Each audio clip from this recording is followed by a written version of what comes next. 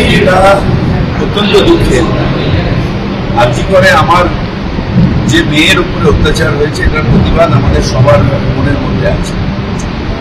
এটা নিয়ে কোনো দ্বিমত নেই যে দোষীর শাস্তি চাই, সবাই আমরা বলছি। কিন্তু পলিটিক্যালাইজ করে দিয়ে আজকে করে সত্যিকারের যে মেয়েটা প্রাণ দিল, যে অন্যায়টা হলো, সেইটাকে ছোট করে দেওয়া হয়েছে। মমতা অভিযান কিসের জন্য? মমতা বন্দ্যোপাধ্যায় বলেছেন আরজি করের প্রকৃত দোষীর শাস্তি চাই। তারা হাইকোর্টে গিয়ে তারা বলেছে পুলিশের উপর বিশ্বাস নেই, আমরা সিবিআই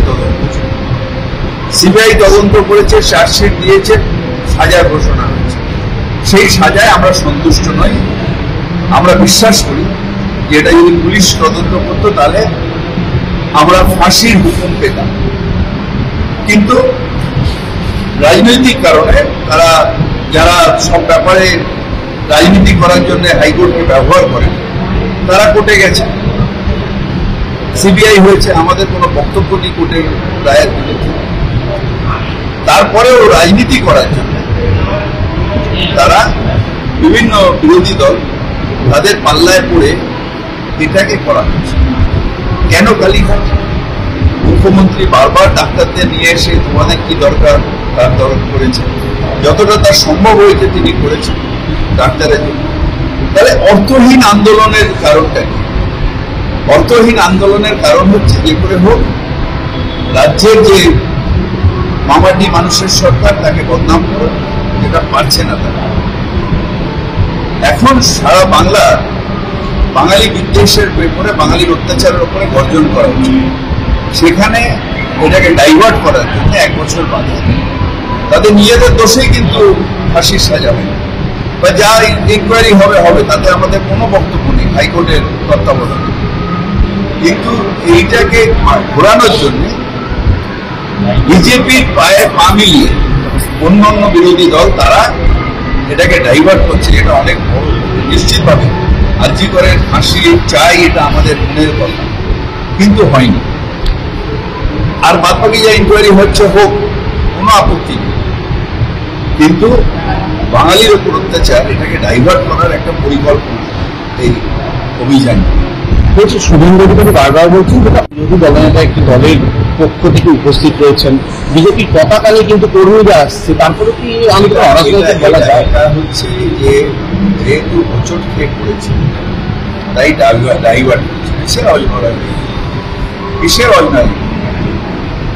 তুমি কোনো জিনিসকে অরাজনৈতিক ছেড়েছ? কোনো উৎসাহ তুমি কোনো উৎসাহ বন্ধ করেছো? ব্যক্তিগত উৎসাহ করেছো? আর আজকেরটাও 100% রাজনৈতিক। আর মেয়ের মা, মানে আজকাল মৃত তরুণীর মা কালকেও বলেছেন যে ওনারা মুখ্যমন্ত্রীর পদত্যাগ চান। 1 বছর দেখুন, মানুষ মুখ্যমন্ত্রীকে মুখ্যমন্ত্রী করেছে। মুখ্যমন্ত্রীর বিরুদ্ধে যারা রাজনীতি করেছেন, যে পার্টিরা দিয়েছে, তারা কিন্তু সংখ্যাগরিষ্ঠতা করবে। আমরা এমএলএ, আমরা বলছি উনি আমাদের মুখ্যমন্ত্রী হবে, বাংলার মানুষ বলছে। পদত্যাগ করে হয় না। আমার মনে হয় ওনাকেও প্রথম দিন থেকে মিসগাইডেড করা হচ্ছে। রাজনৈতিক অভিসন্ধির মধ্যে উনিও সামিল হয়ে যাচ্ছে, এটা বাঞ্ছিত না। আমরা সবসময় চাই তার মেয়ে এত বড় ঘটনা ঘটেছে, তার প্রতি আমাদের সমান সমবেদনা আছে।